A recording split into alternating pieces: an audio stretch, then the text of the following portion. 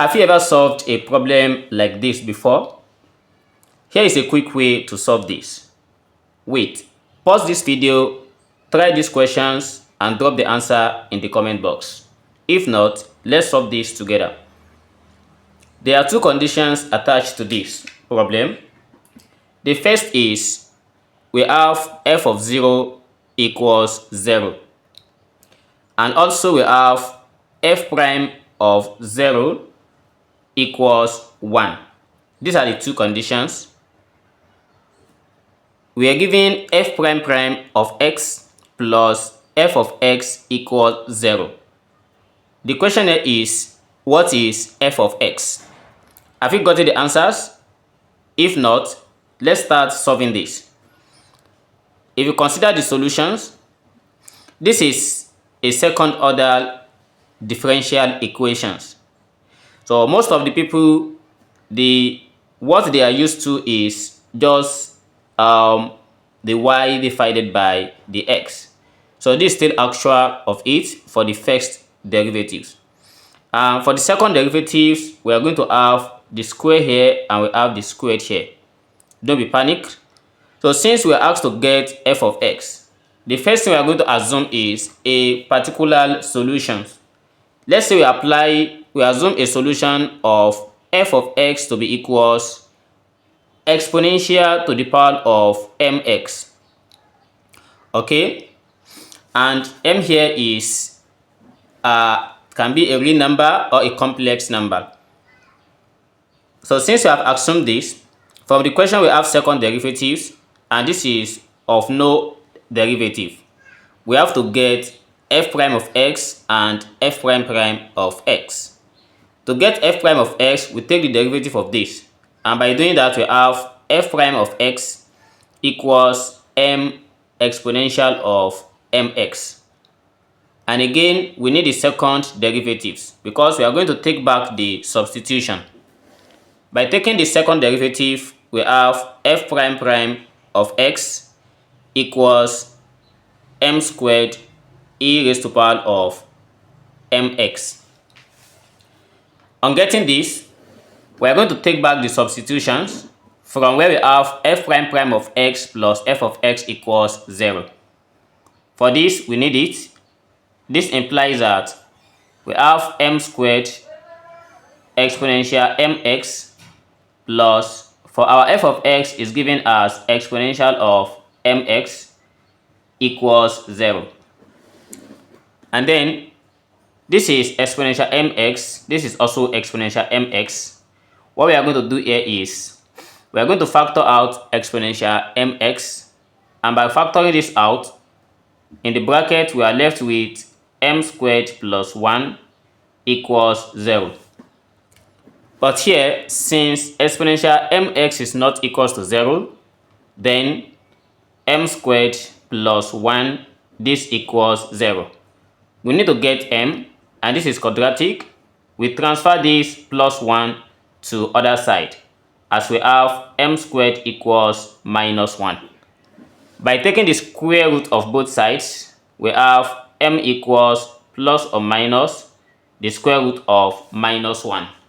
But this is negative in a root. What will we get? So anytime we have negative in a root, it leads us to complex, and we have m equals plus or minus I. Anytime we have square root of minus 1, we call it I. That is imaginary. And getting this, we need a complementary solutions, which is just like our f of x that we assumed earlier. But this is plus or minus. It means we are going to have one positive and the one negative. Let's try and do the substitution. So since we have gotten m equals plus or minus I, therefore we are going to have our f of x, which is equals, initially I let it to be exponential mx, but this is plus or minus. Taking negative first, we are going to have exponential of minus ix, then plus the exponential of ix. But here we need a constant values. We don't know, so we can just assume that if this is a, then we are going to have this as b. Okay, But I don't want to leave it in form of exponential. I want to leave it in terms of trigonometry. So anytime we have a solution like this, exponential having a complex variables, so another way we can write this is f of x equals a cos x plus b sine x. So these are the same, and I'm going to use this one because of the boundary conditions that we are given. Now here comes the use of the two boundary conditions. The first is we need f of 0. For f of 0 to be equals 0. So anytime we have x, we'll be replacing it with 0. We need the value of a and the value of b so that we can get f of x easily. For f of 0 equals a cos 0 plus b sine 0. And we know that f of 0 here is also 0. Cos 0 here is 1 and sine 0 is 0. Everything here becomes 0. This remains a. Therefore, our a here equals 0. If a equals to 0, we take back to f of x. Therefore, we have f of x equals, since a is 0, we multiply 0 with cos x, then b still remain b sine x. So if 0 multiply cos x, we are going to have 0. Therefore, our f of x here equals b sine x.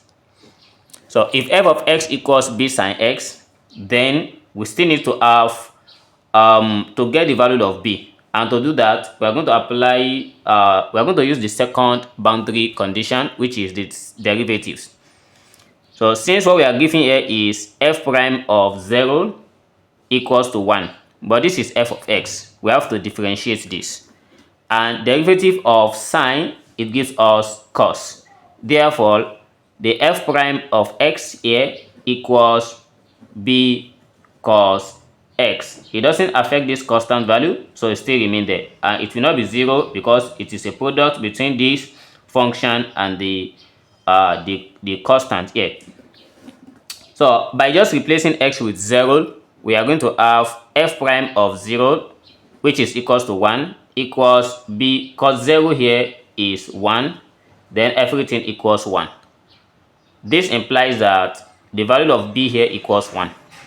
If b equals to 1, we are going to have the final result, which is the f of x that we are required to find, as f of x equals b is 1. That is 1 multiplied by sine x, and 1 multiplied by sine x, this gives us sine x. Therefore, f of x here equals sine x. This is the final answer that I got to this problem. How do you solve your own? Let's hear it in the comment box. I'm very curious to see another beautiful method and a very short way to solve this problem. See you in the next video. Never stop learning. Bye bye.